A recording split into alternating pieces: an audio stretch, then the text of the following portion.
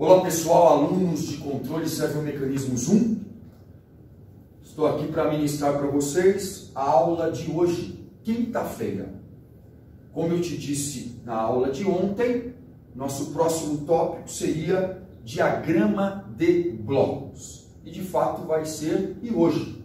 Por isso que eu já coloquei aqui o nome do tópico que nós vamos hoje estudar, diagrama de blocos. Lembrando que a teoria deste tópico eu disponibilizei em um arquivo no Moodle. Então vocês podem visitar a hora que vocês quiserem o arquivo deste tópico no Moodle.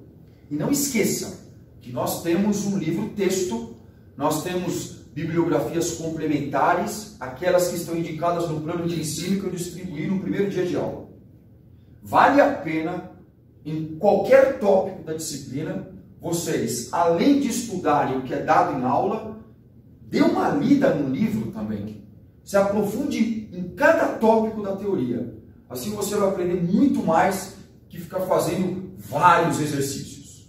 De fato, não precisa ficar resolvendo vários exercícios. Alguns são importantes serem resolvidos, mas não adianta resolver vários e bitolar todos. Você tem que entender de fato o conceito de cada tópico. Então, vamos começar o nosso estudo de hoje. A aula deste tópico não é longa. No final eu vou resolver um exemplo e depois vou dar uma lista de exercícios para vocês também. Bom, vamos lá. Vocês se lembram do primeiro dia de aula que eu disse que em controle, na teoria de sistemas de controle, nós costumamos trabalhar com diagramas de blocos. Então, qualquer subsistema é representado por um bloco. Qualquer sistema é representado por uma interconexão de vários subsistemas. Cada subsistema é um bloquinho. Então, um sistema nada mais é do que um diagrama de blocos. Se vocês se lembram bem, um sistema ele pode ser representado por um bloquinho. Dentro do bloquinho, eu devo colocar uma função matemática que represente a dinâmica do dispositivo, ou do circuito, ou do subsistema que aquele bloco está representando. Claro que o bloco também contempla a entrada e a saída do sistema. Quando se trabalha com um sistema de controle, nós podemos ter em um sistema vários blocos interconectados de maneiras variadas, dependendo do sistema, se ele for muito complexo. E a teoria de diagrama de blocos serve exatamente para isso, para você aprender a trabalhar, a grosso modo falando, a manipular os diagramas de blocos. Algumas bibliografias chamam esse tipo de tratamento dos diagramas de blocos de álgebra de blocos. Em um sistema representado por diagrama de blocos, você pode ter uma dessas três configurações que eu coloquei na lousa. Você pode ter em um sistema representado por diagrama de blocos uma configuração desse tipo, uma associação em cascata, uma função, um subsistema em cascata com outro subsistema. Veja, eles estão em cascata porque o sinal que sai do subsistema cuja FT é G1 de S vai integralmente para o sistema cuja FT é G2 de S. Nós podemos ter, em um sistema representado por diagrama de blocos, uma configuração chamada associação em paralelo. E nós podemos ter uma associação com realimentação. Nós vamos estudar cada uma delas hoje. Começando pela associação em cascata. Você pode ver que aqui nós temos dois subsistemas em cascata. O segundo subsistema recebe o sinal oriundo do primeiro. O sinal que sai do primeiro subsistema não é desviado para nenhum outro ramo. Ele vai direto para o subsistema cuja FT é G2. Então eles estão em cascata. A entrada é R de S, saída C de S.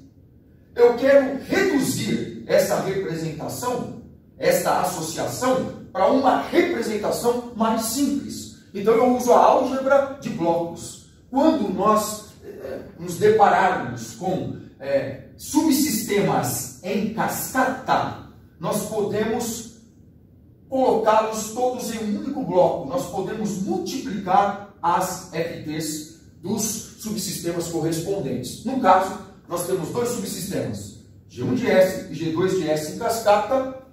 A configuração equivalente é um bloco só. E dentro desse bloco vem a seguinte função de transferência: G1 de S vezes G2 de S.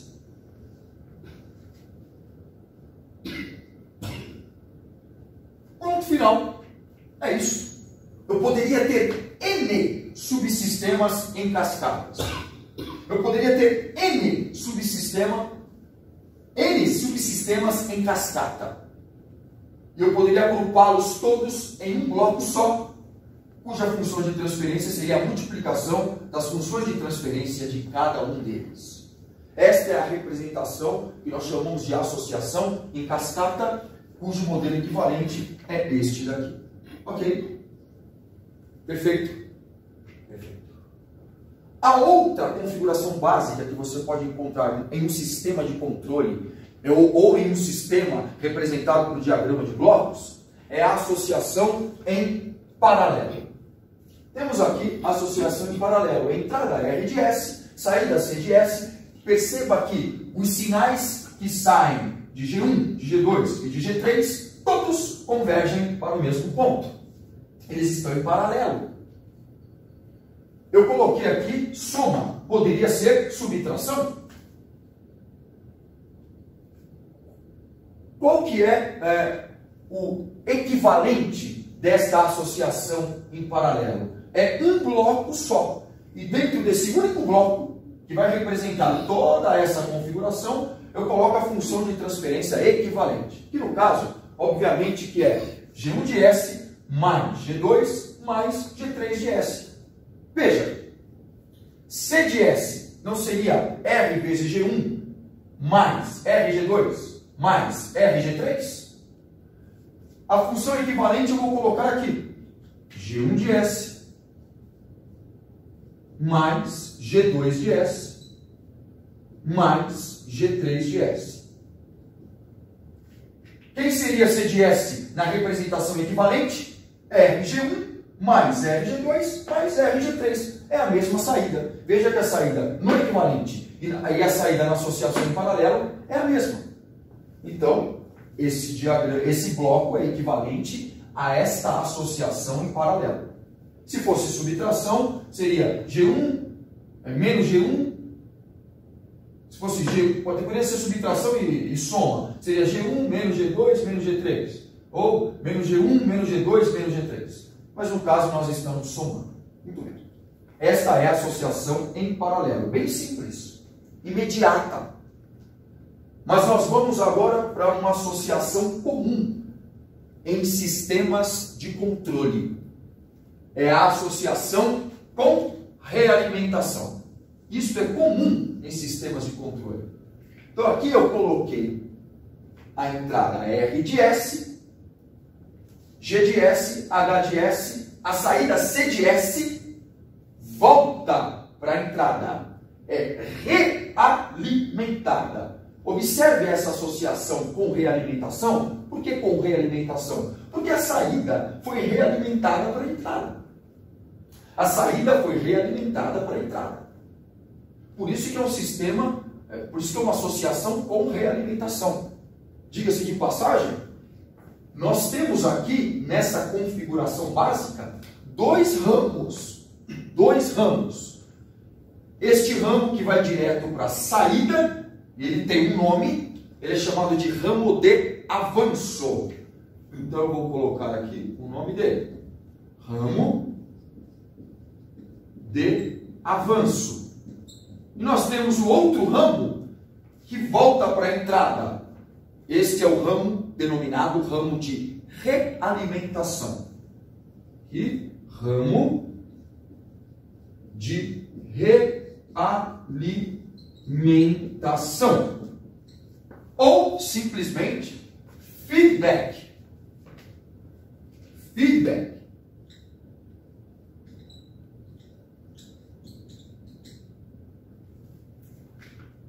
Só que esta realimentação, neste caso específico, é negativa. Porque a realimentação vai para o negativo deste somador. Se aqui fosse positivo, seria uma realimentação positiva. Então eu posso até indicar que esta realimentação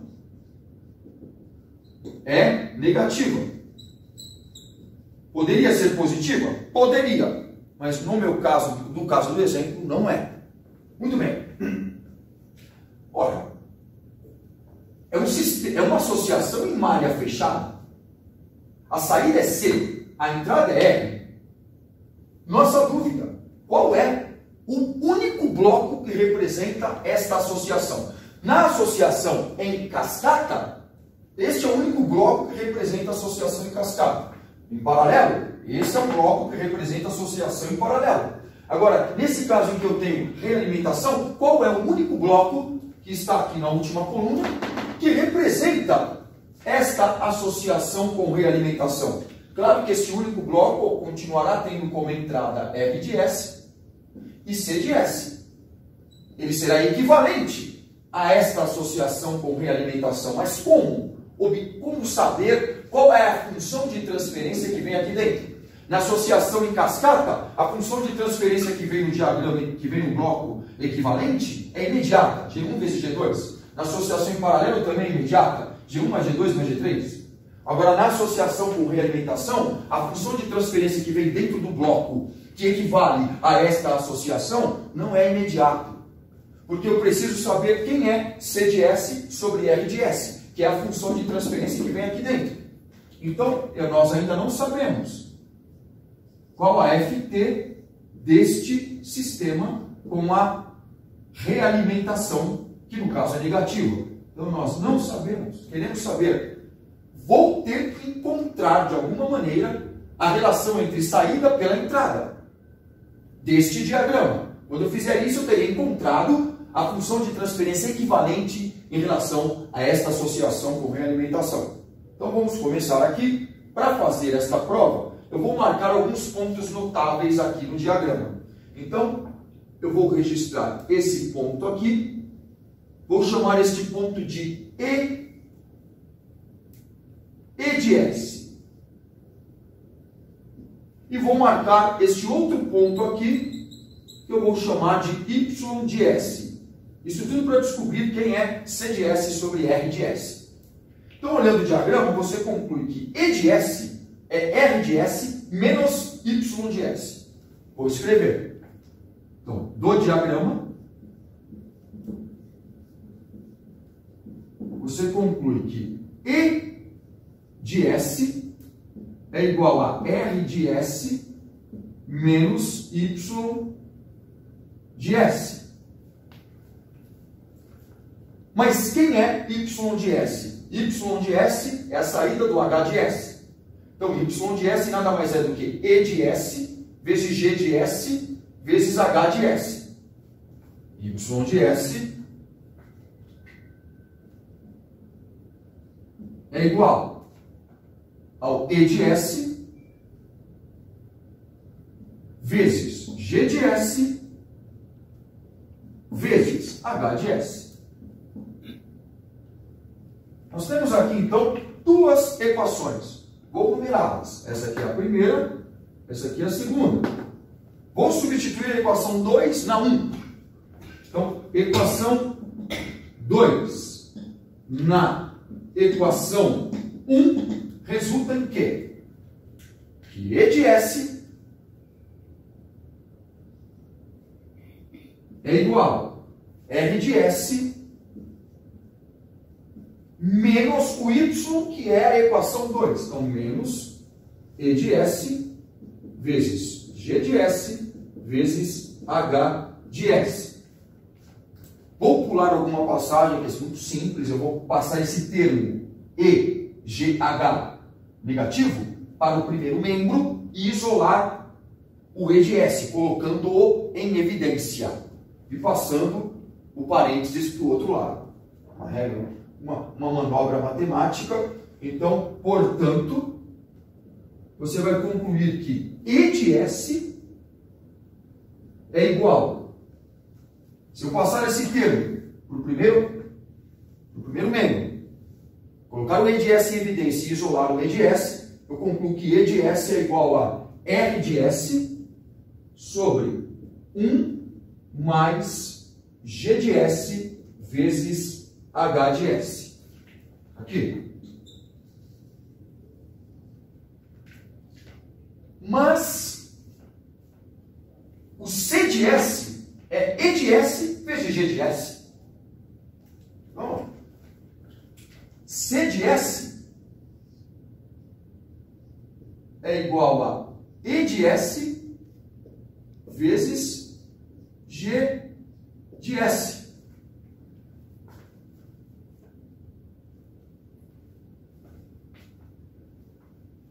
Claro, eu sei quem é E de S, basta substituir o E de S aqui nessa equação e você vai ter o C de S reescrito de outra forma. Então, isso é equivalente a dizer que C de S é igual ao E de S, que nada mais é do que R de S sobre 1 mais G de S vezes H de S, tudo isso vezes o próprio G de S. Eu quero a relação C sobre R, basta passar esse R para o primeiro termo, portanto, C de S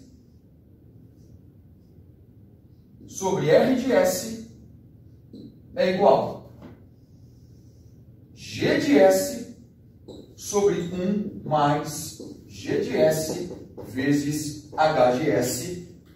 E esta é a função de transferência equivalente a esta associação com realimentação. Então, esse único bloquinho vai representar esta associação toda, cuja FT é G de S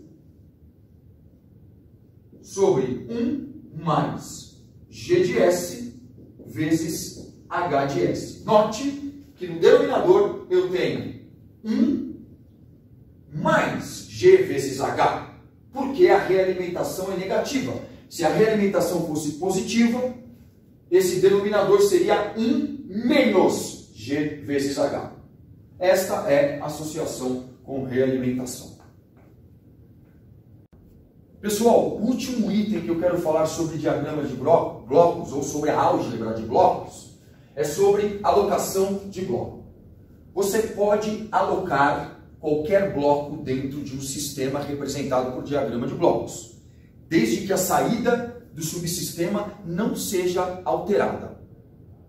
Então, cada alteração, cada alocação de bloco que você faz em um sistema representado por diagrama de blocos, você deve fazer a devida compensação para não alterar a dinâmica do sistema. Então, por exemplo, aqui eu tenho um trecho de um sistema qualquer, entrada R de S, no negativo do somador vem um sinal que eu chamei de X de S, aqui eu tenho o subsistema G de S, produzindo a saída C de S. Eu quero agora calcular o C de S nesse momento. Então eu posso escrever que C de S nada mais é do que, observe o diagrama, R de S menos X de S, tudo isso vezes G de S. O que sai desse somador nada mais é do que R de S menos X de S. Multiplica pelo G de S. Então, C de S é R de S vezes G de S, R de S vezes G de S, menos X de S vezes G de S. Essa é a saída desse sistema. Agora eu quero alocar, ou seja, eu quero mudar de lugar este bloco. Este bloco no momento está à direita do somador. Eu quero colocar este bloco à esquerda deste somador. E aqui eu tenho essa representação. Nesse momento, este bloquinho aqui, esse subsistema, está à esquerda desse somador. Esse bloco está à esquerda do somador. No negativo do somador continua o sinal x de S. Eu só aloquei esse subsistema para a esquerda desse somador. E vocês podem verificar neste desenho o subsistema à esquerda do somador. A entrada continua a mesma, a saída C de S está ali representada, é a mesma. Mas, neste momento, qual é a saída do sistema? Vou escrever aqui. C de S é igual a R de S vezes G de S, menos o X de S. R de S vezes o G de S, menos X de S. Ora, se você comparar esta saída do sistema com o subsistema G de S à esquerda do somador, com a saída do diagrama anterior, não está igual. O primeiro termo é igual, R vezes G, mas o segundo termo, o sinal X de S deve estar multiplicando a função de transferência G de S, e nessa configuração não está. Portanto, você deve compensar esta alteração. Você deve fazer com que a saída desse novo sistema com bloco alocado seja igual à saída do sistema original. Como você faria isso no diagrama? Basta acrescentar um bloco no sinal x de S, cuja função de transferência seja g de S. Então, acrescenta aqui um bloco cuja ft é g de S. Pronto, resolvi o problema. Agora, a saída desse sistema é rg menos x vezes g de S. Pronto, a saída continua sendo a mesma. A alocação do bloco fez com que eu fizesse uma compensação no sistema, para que a saída permanecesse a mesma, para que a dinâmica do sistema continuasse a mesma. Então, resumindo, você pode alocar qualquer bloco, qualquer ponto de ligação, desde que você compense a alteração que você fez no diagrama. E qualquer alteração de bloco só pode ser feita se for necessário. Qualquer alocação de ponto de ligação ou de bloco só faz se for necessário. Se não, não precisa fazer.